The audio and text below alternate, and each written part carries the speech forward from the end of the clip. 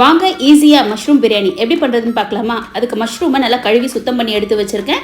அடுப்பில் ஒரு பாத்திரம் வச்சு தேவையான அளவுக்கு எண்ணெய் ஊற்றி 2 டேபிள் ஸ்பூன் அளவுக்கு நெய் சேர்த்து ஓல் கரம் மசாலா சேர்த்து இது கூட 2 சைஸ் பெரிய வெங்காயத்தை நீல வாக்கில் கட் பண்ணி சேர்த்துக்கலாம். வெங்காயம் வதங்க கொஞ்சம் உப்பு சேர்த்திங்கன்னா வெங்காயம் நல்லா இந்த அளவுக்கு ப்ரௌனாக வதங்கி வந்துடும். இது கூட 2 கைப்பிடி அளவுக்கு தக்காளி, புதினா, பச்சை மிளகாய் சேர்த்துக்கலாம். 2 டேபிள் ஸ்பூன் அளவுக்கு இஞ்சி பூண்டு விழுதும் சேர்த்து தக்காளி நல்லா மசிச்சு குழஞ்சி வர அளவுக்கு நல்லா கலந்து விட்டுக்கலாம். இது கூட ஒரு 3 ஸ்பூன் அளவுக்கு தயிர் சேர்த்துக்கலாம். தயிர் சேர்த்து நல்லா மிக்ஸ் பண்ணதுக்கு அப்புறம் மஞ்சத்தூள், தனி மிளகாத்தூள், கரம் மசாலா சேர்த்து நல்லா மிக்ஸ் பண்ணிக்கலாம். இது கூட கழுவி வச்சிருக்க மஷ்ரூமும் சேர்த்து ஒரு 5 நிமிஷம் நல்லா மிக்ஸ் பண்ணதுக்கு அப்புறமா இந்த பிரியாணிக்கு தேவையான அளவுக்கு தண்ணி சேர்த்துக்கலாம். 1க்கு 1.5 என்ற அளவில் தண்ணி சேர்த்துக்கோங்க. நான் 3 கப் எடுத்திருந்தேன், 4.5 கப் அளவுக்கு தண்ணி சேர்த்திருக்கேன். தண்ணி நல்லா கொதிச்சு வந்ததும் ஊற வச்சிருக்க பாஸ்மதி அரிசியை போட்டு ஹை ஃப்ளேமில் ஒரு 10 நிமிஷம் நல்லா வச்சுக்கோங்க. 10 நிமிஷம் வச்சிங்கன்னா இந்த அளவுக்கு வந்துடும். அப்படியே கலந்து விட்டுட்டு இப்போ நல்ல சிம்மில் ஒரு 5 நிமிஷம் வச்சு எடுத்தீங்கன்னா டேஸ்டான மஷ்ரூம் பிரியாணி ரெடி ஆகிடும். கண்டிப்பாக ட்ரை பண்ணி பாருங்கள். நாளைக்கு வேறு ரெசிபியில்